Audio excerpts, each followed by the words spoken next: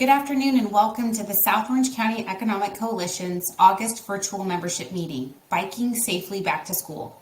I'm Kelly Lee, the chairwoman of the South Orange County Economic Coalition and the moderator of today's program. Today our program will have two segments. Segment 1 being about bike and e-bike safety and other public safety issues in South Orange County. Then in segment 2, we'll hear from our education experts as we prepare to go back to school. Joining me now to discuss bike and e-bike safety are our 73rd District State Assembly member Member Davies, and from the Orange County Sheriff's Department we have Commander Corey Martino. Thank you both so much for joining us here today. Thank you, Kelly. Assemblymember Davies, thank you. Great to see you virtually. Let's start with you. The use of e-bikes is on the rise throughout Orange County, but there is a surprising lack of education on the safe way to ride an e-bike, the rules that apply to e-bikes, and the safety equipment required. You recently introduced legislation to address this through education. Can you talk about that? Be happy to, and thank you for having me here. Recently, we were able to pass a bill. It's AB 2028, which was signed by the governor, and so hopefully should be implemented come January 1st of 2023. And what this does is it updates the educational code to allow the California school boards to work with public safety, with our law enforcement and other organizations in regards to education, especially now with electric bikes and electric scooters, because in the past, this code didn't include anything electric, and that's how old it is. So it shows that something as small as updating a code can make such a big difference. That's fantastic. Commander Corey Martino is with the Orange County Sheriff's Department, and you're in charge of the Southwest Operations, which covers most of South Orange County. We have a question from the public we will transition to now, asking about the enforcement side of things. I know that there's a lot of people out there now with these new e-bikes, and it seems like there is no appreciation for the laws of the road. I see them on pedestrian trails and riding against traffic, with traffic. I don't think anybody's even going over any of this. Has the Sheriff's Department addressed this in any way? They're being used on a lot of pedestrian paths, and there's been a lot of close calls. Good question. Thank you, Lisa. Commander Martino, what is the Sheriff's Department doing to help with the education and enforcement efforts for safe biking and e-biking? Good afternoon. First off, on behalf of Sheriff Don Barnes and the Orange County Sheriff's Department, I just wanted to say thank you for allowing me to participate. And yeah, great question. The Orange County Sheriff's Department is taking a heavy stance on educating our community on the laws that pertain to electric bikes.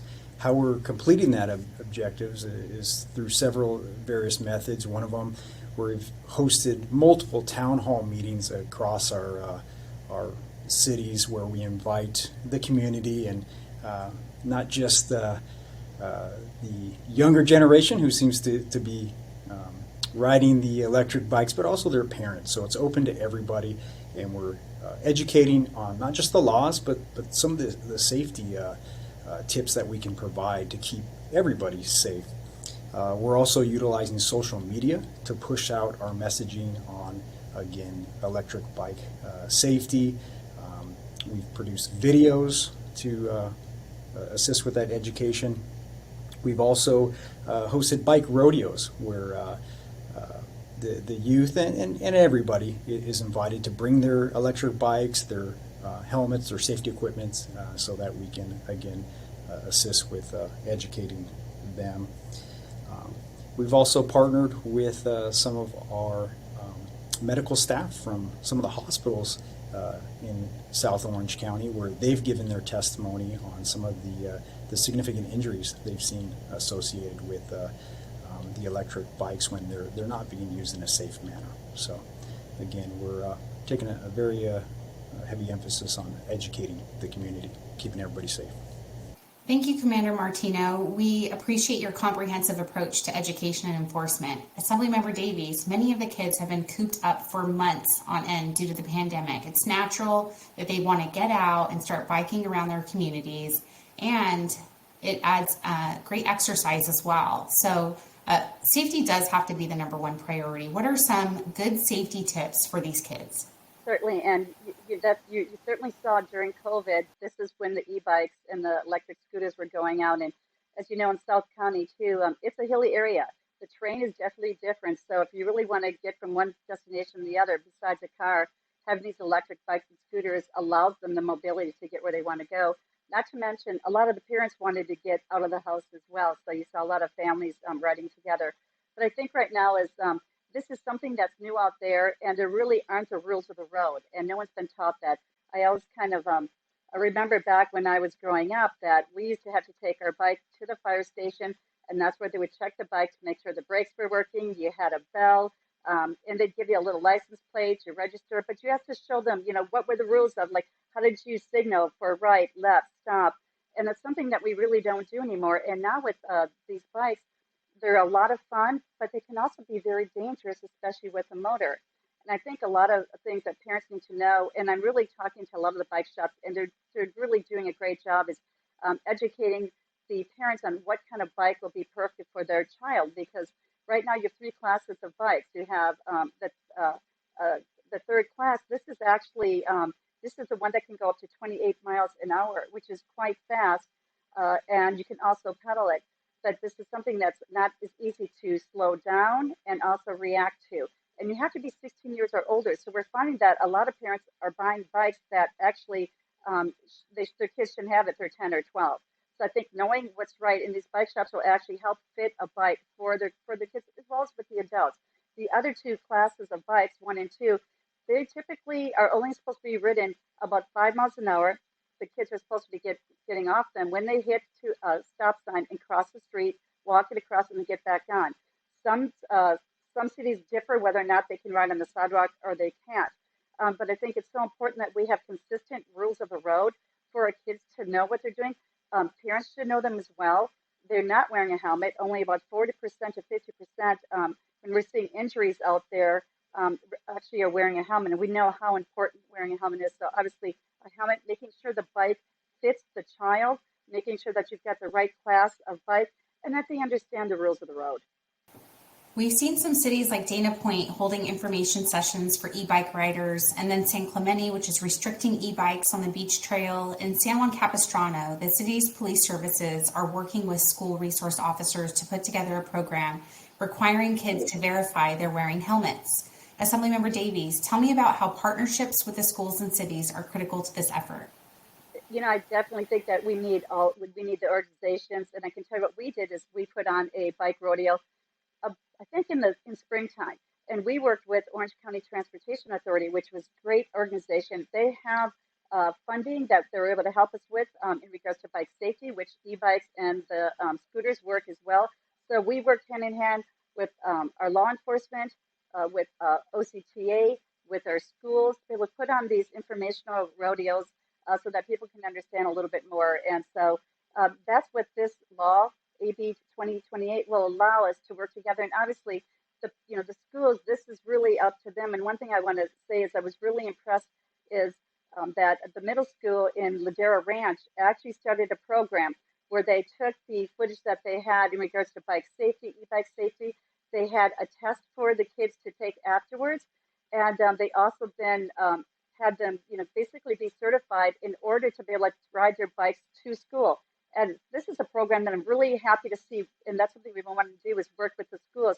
It's optional, but to me, I think it's great that if they're going to ride their bike to school, that way the parents know, listen, they're certified, they know the rules of the road going up there. The school itself, they know that these kids are going to be much safer. They know that they've got to be wearing helmets. So I would like to see more schools reach out and make it that if you want to ride your bike to school, that you just take this certification class. The parents can come in and do it, so that way they know what they're being taught. But I think that we're moving forward in the right direction, that it really is about education and not, punishing. I love that, and I love you calling out the Ladera Ranch example, that they're really rising to the occasion and highlighting safety as an important component of educating their children. I've seen a lot of those kids kind of go in droves to the various shopping centers, and it's really a sight to be seen. So I'm glad that they're kind of collectively deciding that this is important for their community. Well, I think too, especially is the middle school, because they haven't gotten into where they're taking driver's ed classes at 16, so they really don't understand the rules. And so that's where the injuries are coming. Sadly, we're seeing injuries increase, and I'm sure the commander can agree with that. And these aren't just regular broken bones. These are also head injuries, shoulder injuries, broken bones. I think that's really the number one. So making sure that they're safe, making sure that, you see them running with their baseball bat now, you see them with their instruments, you see them with their surfboards. They have to know that they have to keep one hand on the steering wheel at all times as well as the handles. So it's all these things that we want to make sure that it's something they can enjoy. It's allowing mobility, but we want to make sure our kids are safe. We don't want to have injuries like this, and we certainly don't want to lose a life.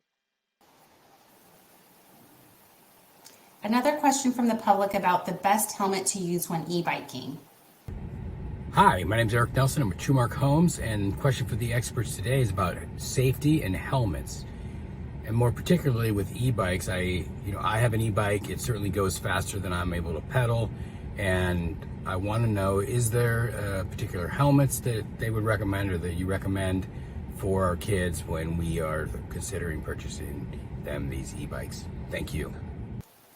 Commander Martino, any recommendations? Yes, thank you. As the California Vehicle Code outlines, anybody under the age of 18 actually has to wear a helmet. But we encourage anybody who's riding these electric bikes to wear a helmet. And when you're going out there to shop for one, please use some diligence, understanding, as mentioned earlier, that there's some speed associated with these bicycles. They're heavier, and especially going downhill, the stopping radius. So really understanding that helmet can keep you safe. When you're out there looking for one, the CDC recommends anyone that is marked by the American Society for Testing Materials, ASTM, or the United States Consumer Product Safety Commission, CPSC. So you're looking for those when you're out there shopping for one. And also, I pay attention to the date that it was manufactured, just in case later on down the road there's some type of recall with the warranty you have when that thing was produced. And as mentioned earlier, making sure that it fits and you're not altering that helmet in any way, again, to keep you safe. Commander Martino, let's talk about the balance between enforcement and education. Reckless e-bike riding, particularly if they are on the sidewalk, can be dangerous for both the rider and pedestrians. What are your thoughts on some kind of consequences for bad behavior to prevent injuries? Yeah, as mentioned earlier, we always try to start with educating and an education-based approach, but unfortunately, we have had to issue some citations for some of the riders that just had some disregard to everybody's safety, their own safety, the pedestrians, the other motorists. And what we try to utilize is our school resource officers. They're well versed with our community. They know our younger generation. And so some of the laws that pertain to the helmets and the different classifications, they know who the community is. And so they know if they've provided ample warnings ahead of time. And again, we try to educate, warn, but unfortunately we've had to hold some subjects accountable for their actions, again, to keep everybody safe. And going back to those town hall meetings or those bike rodeos, that's why we prefer to have both the younger generation and their parents there to explain the different laws and a lot of the fines that are associated with those violations. I appreciate you touching on that sense of personal responsibility as well as education and finding that right balance. I have one more question from the public, and it's about speed limits. Hello, thank you for taking my question. Is the speed limit for e-bikes the same in every city and county, and will there be separate signs for this? Thank you. Thank you, Joyce. Assemblymember Davies, is speed an issue for e-bikes? I think that I would probably pass this over to the commander because they probably have more of the information on that. But I think speed's a concern if the person running that bike isn't able to control it. And so I think that's why it's so important, again, that when you're going to be purchasing e-bike, especially for someone that's a teen or even younger, that the parents actually get the information and they talk to the person that's at the store, because they're going to be able to tell them, listen, if you're 8 years old, you definitely maybe want to have this type of class where it can only go so fast. So I think that's what's important: education, working with the person that is selling the bicycle, getting all the information so that they know that they're not putting them into something that they can't have. That's why one of the reasons you have the 16 years and older, if you're going to go up to the higher third, where it can go up to 28 miles an hour. Did you want to add anything, Commander Martino, on the speed? No, I think we've mentioned that the electric bikes have to follow the roadway rules.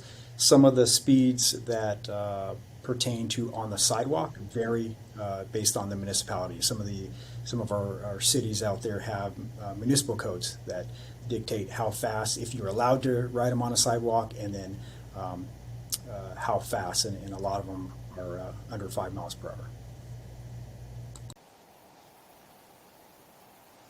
Well, thank you both for a great discussion about e-bikes. However, from a public safety perspective, there is more going on in South Orange County than just e-bikes. Commander Martino, South County typically has lower crime rates than most other urban communities, but what are some of the things we need to be aware of?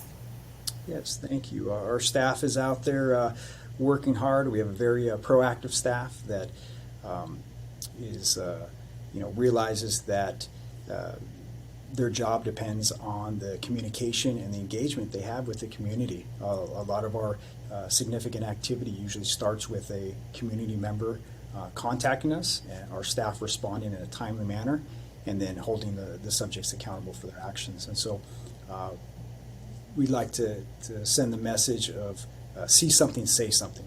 And that simply means if you see suspicious activity in your community, please get in a safe location, contact our dispatch center, and we'll have a staff member or staff members come and investigate it immediately. And there are some tips that can assist the community in regards to property crimes, reference residential burglaries. Just making sure you're locking up your house, if you have an alarm system, if you have a camera system, making sure your lighting is adequate. Again, we offer neighborhood watch programs, so I encourage the community to participate in that, where it's your neighbors watching out when you're not at your residence.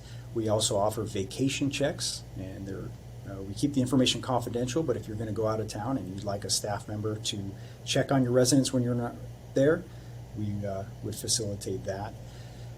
In regards to thefts from vehicles, if you can park your vehicle inside your garage, that would be best. But if you can't and you have to park it in your driveway or on the street, we kindly ask that you lock your vehicle, number one, and then number two, take all items of value inside. And I know it's tough. We all work long days. We get home, and just taking that extra second to take your purse, your laptop bag, whatever it is, your backpack inside your residence would assist us, as a lot of these subjects are opportunists, and it takes them a second to open your car if it's unlocked and take your property. So doing that would assist.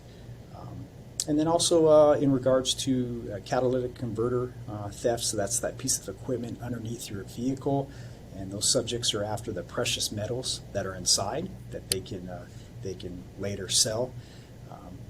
We've partnered with some auto shops in the past that will actually etch on your vehicle identification number onto your piece of equipment, so that if we apprehend somebody who has multiple converters in their car, we can charge them with stolen property and return that property to the rightful owner. So doing all of that. And then lastly, I'd just like to pivot just for a moment here and talk about one of our programs that both Sheriff Don Barnes and Under Sheriff Jeff Halleck created in 2021. It's known as the Behavioral Health Bureau, or BHB. And that team is comprised of a full-time captain, 3 sergeants, and 13 deputies. And then in addition, we have over 40 deputies spread out across the county that augment that full-time team, and they serve as an ancillary assignment. And basically that unit is there to assist subjects who may be dealing with a mental health crisis or homelessness. And these staff members are well trained in crisis intervention. They're there to provide resources and outreach to assist these subjects. And one unique or innovative idea that is being utilized in this bureau is the co-responder model. And our staff member will actually go out with a licensed clinician, and they'll do some case management, some follow-up, and they'll contact a subject who, again, may be having a mental health crisis. And our staff member there in uniform is simply there to protect everybody's safety. It's the licensed clinician that's providing resources and assistance. And some of the feedback we're getting from those subjects is they truly appreciate the fact that when they're maybe dealing with a difficult dilemma, that they're not seeing somebody in a uniform as the first contact they're dealing with, again, with a licensed physician. So, again, just wanted to highlight the great work of our staff and our behavioral health. With that, that's it. Thank you. Assemblymember Davies, public safety throughout South Orange County, it's certainly a topic that comes up in a lot of our communities. What is being done? Thank you so much. And again, I want to start off by thanking our commander, Sheriff Barnes, as well as our men and women deputies. We are some of the safest cities in South Orange County, and it's because of their hard work, the education programs that they have, as well as we said, the DHB, which is fantastic. Public safety, number one priority here. We see a lot of things happening. Our crime rates are coming up. Unfortunately, there's bad policy coming up from Sacramento that is doing early release, and it's tying the hands of our law enforcement. It's starting to be where criminals basically are the victims and they're getting the rights. So we want to make sure that I'm up there, I'm fighting to make sure that law-abiding citizens, that they're taken care of, that they're safe, number one. Same with our kids at school, making sure that they're safe there, and as well as our small businesses. As you said, Neighborhood Watch, huge organization that I highly recommend getting involved. When I was a mayor in Laguna Niguel, we actually worked really hard on that, and it made a big difference. So see something, say something, and know that, like, my office is always there if there's any concerns, but we work hand in hand. And again, that's why even this e-bike policy is really important. It's all about safety. Thank you, Assemblywoman. I'd like you to have the last word about some of your legislative priorities. Certainly. Right now, obviously, safety, one of my priorities. I've been working in regards to bills with fentanyl, and right now I'm working with the DA of San Diego, a bill that will be going to the governor's desk and hopefully passing soon. But that's about allowing a testing equipment to be able to test if a pill has fentanyl in it. We're also working on a testing tool that is a straw that can be put into a liquid to see if there's ketamine, which is also the date-rape drug. Right now, both of these are in a category under paraphernalia, so we can't sell them or give them over the counter. This would take that off that category and would definitely be there with, we know that from Narcan to any of these test strips, they're saving thousands of lives. So that's huge to me. Also, we're all feeling the pain at the gas pump right now. It's going down a little bit, but I just want you to know that I was appointed as a Republican, the only Republican on this committee, to study the gas supply as well as the pricing. So working on that as well, but also want to make a point that 150 days ago, my Republicans and other members went up and asked for a gas release at the gas pump for 6 months, which would have been 51 cents. And unfortunately, we went to get that up to vote 4 times, and it was pushed down 4 times. So right now, to me, that's the most common sense thing to be able to help. People are making a decision: do I buy a gallon of milk or do I put a gallon of gas in my car so I can get to work to actually pay for the milk? So know that we're up there fighting. We just need common sense laws. We've got a $97 billion budget right now, surplus, which is your and my taxes, our money. I don't see why we can't use that to go ahead. It would be very quick, a big change at the pump, 51 cents per gallon. It could be done immediately tomorrow. There would be no administration costs, and you wouldn't have to worry about any fraud like we saw with EDD. Thank you so much, Assemblywoman Davies, for your advocacy. I know, I speak for all South County cities, and, you are fighting the good fight. So thank you for your efforts. Thank you also to Commander Martino and Assemblywoman Davies for joining us today for this portion of our virtual membership meeting. We're going to step aside for a very short break, but when we get back, it's time to go back to school. We're going to talk to some of our leaders in education about the promises and pitfalls this upcoming school year. Stay with us. The South Orange County Economic Coalition is the leading business organization throughout the region. We've been the voice of businesses in South Orange County for more than 50 years, and we work diligently to promote a strong economic climate and provide updates on important issues discussed at the state, regional, and local levels. Our members include key community stakeholders, businesses large and small, as well as public agencies, all committed to building a strong business climate both regionally and within our local communities.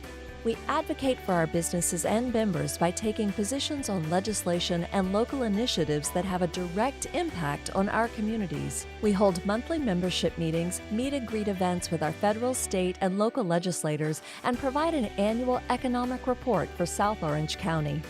Educate, facilitate, advocate. We're the South Orange County Economic Coalition. Learn more at economiccoalition.com.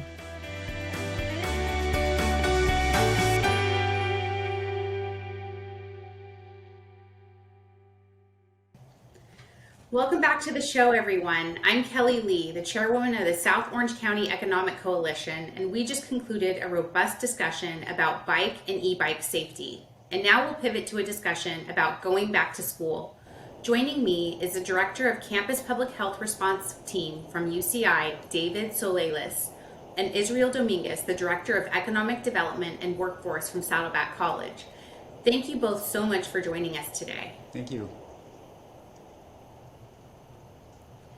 So the first part of our program was about bike and e-bike safety. I know that many educational institutions are partnering with the cities and Orange County Sheriff's Department to provide educational forums about e-biking. What is UCI or Saddleback College doing to ensure people who choose to bike or e-bike and do so safely?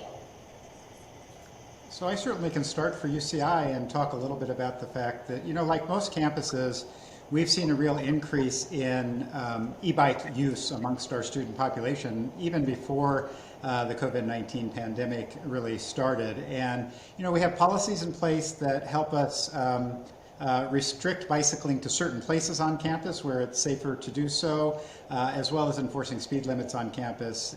In addition, we have a bike ambassadors program that really works with our complete biking community on overall safety issues and training and education as well. And as you can imagine, biking is a big part of our campus culture at UCI, and we're one of 8 universities designated by the League of American Bicyclists as a platinum level bike-friendly university. And so we really want to continue in that effort as we work to integrate e-biking into our overall biking experience here at UCI.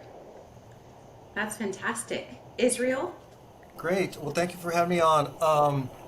This is really an interesting question because unlike many other colleges and universities, we do not have many people riding bikes of any design on our campus.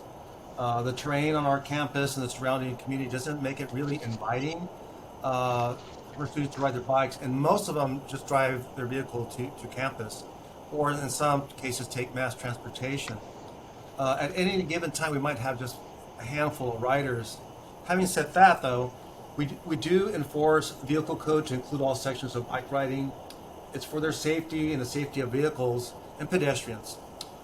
We do not have a campaign like other colleges because of the low number of riders.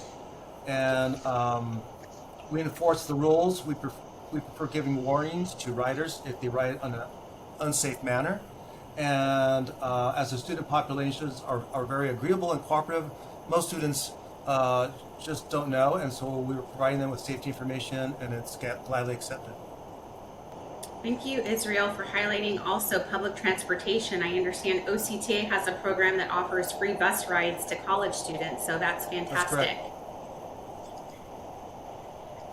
As you can imagine, the other big topic people want to know about is COVID and COVID protocols. We have a couple questions from the public here about that subject.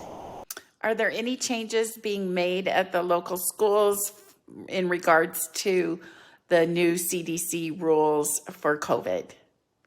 Hi, I'm Jared Hill, representing Vice Mayor Anthony Kuo. And our question is, what can parents expect when sending their kids back to school with the recent changes to CDC guidelines? Thank you. Great questions, David.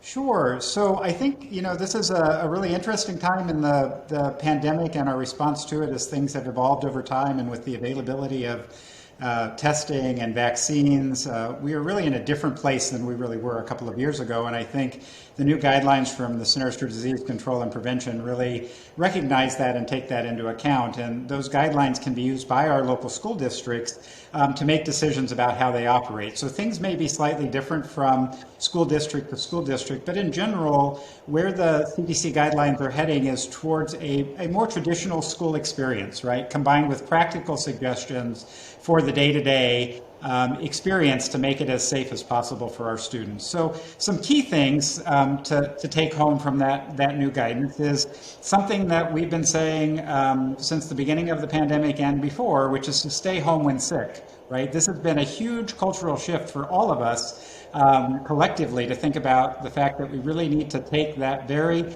simple and basic advice to heart, to stay home when sick. That can go a long way at preventing not only COVID, but flus and colds and other things that spread around in our schools. Getting vaccinated is key, and we are fortunate that we have safe and effective vaccines that work for children, and we really encourage families to get their children vaccinated to help keep our schools as safe as possible. Good hand hygiene is another important tenet that I think you'll hear schools talking a lot about. Again, important not only for COVID-19 prevention, but for colds and flus and stomach viruses, everything that goes around.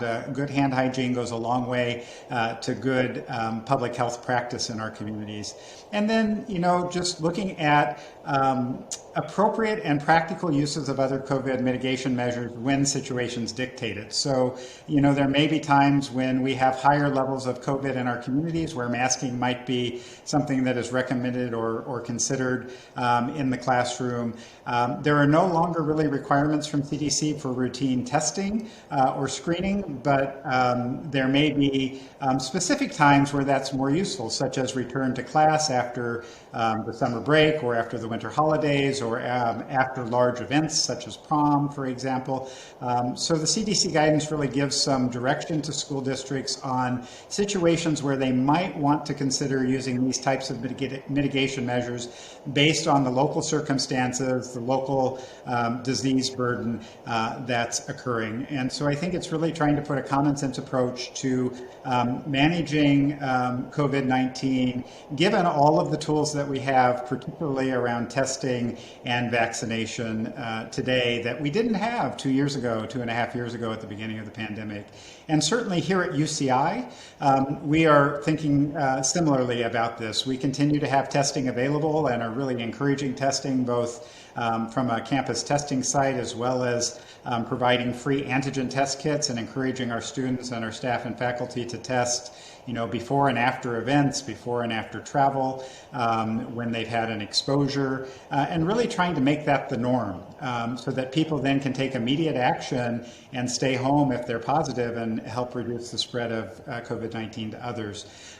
We recently just actually lifted our required masking mandate here on campus. We had reinstated it earlier this summer when COVID cases began to rise, and the Centers for Disease Control and Prevention COVID-19 community level in Orange County went from medium to high. We re-implemented masking. As the rates have come down and our community level is back down to medium, we've been able to lift that requirement and go back to a recommended level of masking. So I think that's a good example of using common sense approaches and applying prevention measures as appropriate and as conditions warrant, but then loosening those measures when conditions also warrant, so that we can be flexible in our response. Thank you, David. And I can really attest to the convenience of the at-home testing. That has been really great on the business side as well. Israel, what kind of school safety plan does Saddleback College have in place as you start the school year? Well, one of the things is that the college is requiring face masks to be worn indoors. Masks are not required if you're outside. If you're in class, you have to wear masks. Masks are made available in all buildings, and we also provide the health and safety requirements to all students. There's outdoor signage in the buildings as you enter. To do self-screening, there's a QR scan code at each entryway that individuals can download the health and safety requirements on campus. And also face masks are available right away. They're reminded to self-screen.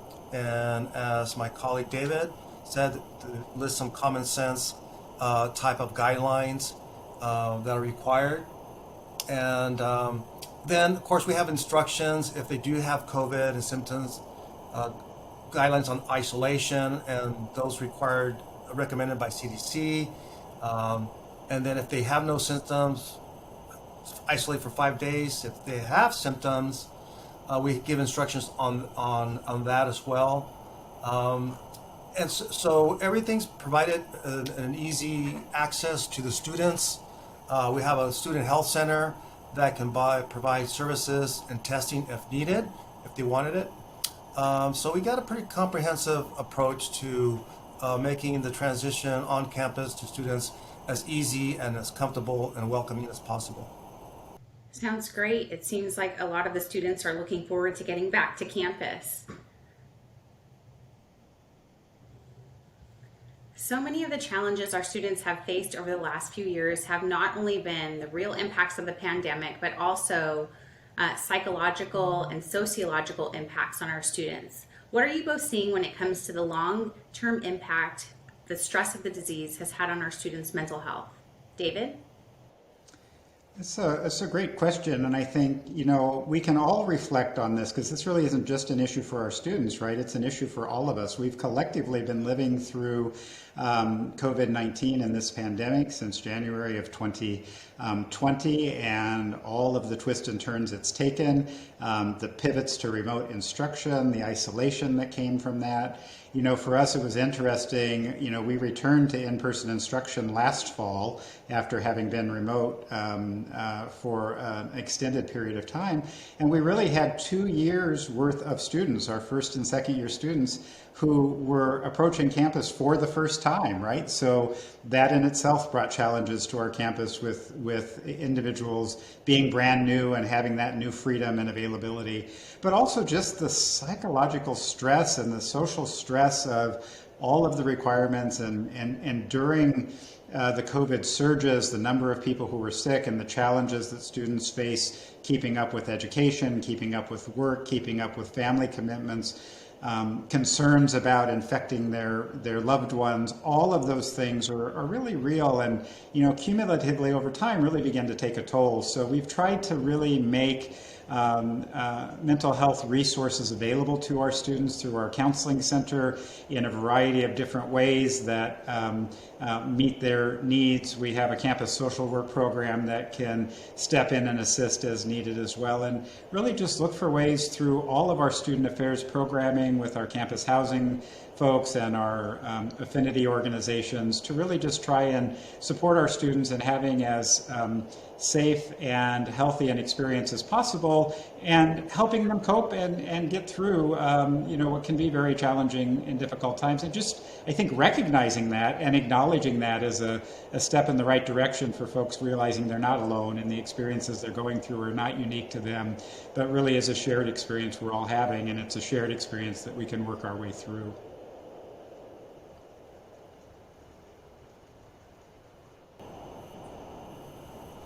Well, in terms of the long-term impact, the stress of COVID-19 on our students' mental health, it's similar to what David mentioned. We find that the social isolation had a significant impact on our students. The fact that we had to pivot from in-class to online, and then we had hybrid, and then we tried to restart again on campus. Early January, we had to kind of tap the brakes and delay because there was a spike in COVID. And so now students have a great option. They can be all on campus. Today we had a wonderful turnout of a lot of students on campus. It was great to see them. And some students are continuing with online courses or hybrid courses. some online courses just don't work for students. It just doesn't work for their form of education and retention. So we offer a lot of options. Like UCI, we have a student health center, we have counseling support center to help students if they're feeling some stress, some negative impacts. But now that we are more open as a campus and we have thousands of students on campus, I saw them interacting today in the hallways, outside especially, and it's kind of a sense of normalcy finally that we haven't seen in over 2 years. So I think we're really heading in a really good direction. And given that the fact that we've learned a lot from our past experiences from COVID-19 of what works, what hasn't, and the updates to the CDC guidelines, I think we're in a better position to handle what comes before us. Okay, let's talk about what the future looks like for both of your schools. What new projects, programs, or growth do you have planned over the next few years? David? So one of the most exciting things I think for us at UCI is a new hospital that we're building, a 144-bed acute care hospital with an emergency room, an outpatient center for advanced care with primary and specialty care services, a Center for Children's Health, and the Chow Family Comprehensive Cancer Center and Ambulatory Care Building. This is all being built adjacent to the UCI campus here in Irvine at the intersection of campus and Jamboree. We're really excited about that, both in expanding access to services and the high quality care that we can provide through UCI Health here in the Irvine area, but also expanding our teaching and research capabilities with this great new state-of-the-art set of facilities that's being built. So super excited about that.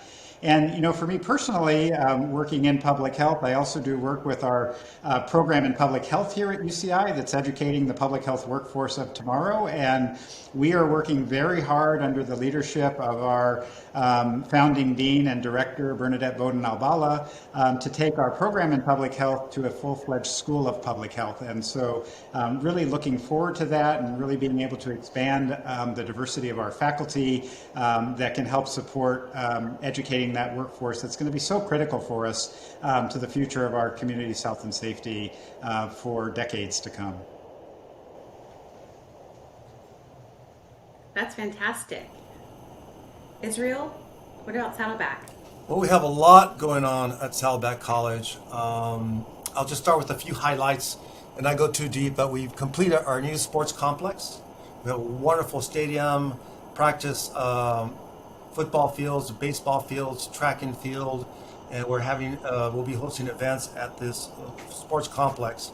We also just completed and building and opened up our Advanced Technology and Applied Science building, which houses some of our wonderful programs like advanced manufacturing, electronics programs, horticulture programs, among many others. Okay, and it's a state-of-the-art facility. It's huge, it's beautiful, and it also has open space for open gatherings and things like that.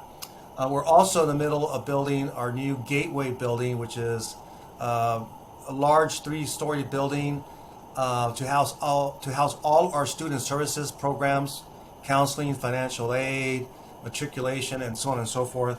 That's being built right now. It'll take a while to complete, but it's really exciting.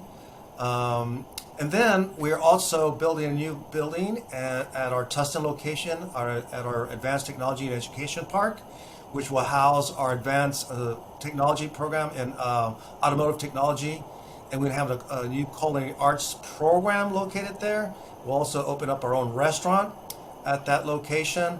So we have a number of things going on that are going to really impact and provide new opportunities for our students.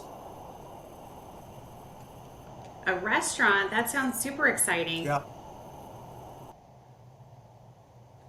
And David, one last question about COVID. I know you mentioned that in-person instruction has continued this year for UCI. What about on-campus housing? Is that back open? Yes, campus housing is back open. We actually returned with campus housing last fall and will continue into this fall. We're expecting somewhere in the neighborhood of 17,000 students to be residing in campus housing properties. Really excited. Our campus housing department just did a grand opening of a new set of towers to house graduate and family housing. So that'll be added to our housing assets for the year. So yeah, we are back full steam ahead with in-person education and in-person housing. Fantastic news. Israel, I understand, I know that you spoke about a number of the other buildings, but that Saddleback College also has opened a new STEM facility on campus, a 53,000 square foot facility focusing on science, technology, engineering, and math. Can you tell us about that? Yes, that's another wonderful project that was completed. That was completed actually a little bit over 2 years ago. We had its grand opening. It's a beautiful facility, and as you mentioned, it houses our science, engineering, and math programs, and has open space. It's very open space, very friendly for students to gather and be able to network, just hang out. It's beautiful, and it's the classrooms are just state of the art, and the technology we have there. So there's a lot of investment being made by Saddleback College to build new buildings and renovate other ones as well. So we're changing the face of the campus. Not only that, but beautifying it, investing in landscaping. So we're transforming it into, the vision is to have a very welcoming environment for all our students and have a space that's theirs, that's culturally sensitive and open to diversity and inclusion. And so we're really proud of all the things that we're doing here on our campus. Thank you for sharing, Israel. I know Southern California Edison is proud to sponsor scholarships for students in STEM at both the community college and the university level. And so we're very proud of our partnership with both Saddleback and UCI. So thank you for that. So there's some more excitement at UCI. The Rams are back for training camp, but this year they're bringing some hardware with them. They are Super Bowl champion Rams. Has there been a lot of buzz with them on campus again this year for training camp? So yeah, the Rams were here. They spent the first part of August doing their training camp. It's always big excitement on campus when the Rams are in town. Thousands of fans make their way to campus during the training camp. I had an opportunity to go over and spend a little bit of time watching them practice, and it's great excitement. It's great family fun. Just a good all-around experience. Always creates a lot of excitement and energy on campus. Yeah, I can attest to that. My dad and nephew went and they took pictures and, it looked like a great time. Yeah, it's always fun. So as we wrap up the show and you kick off the school year, Israel, is there anything else that you want our viewers to know?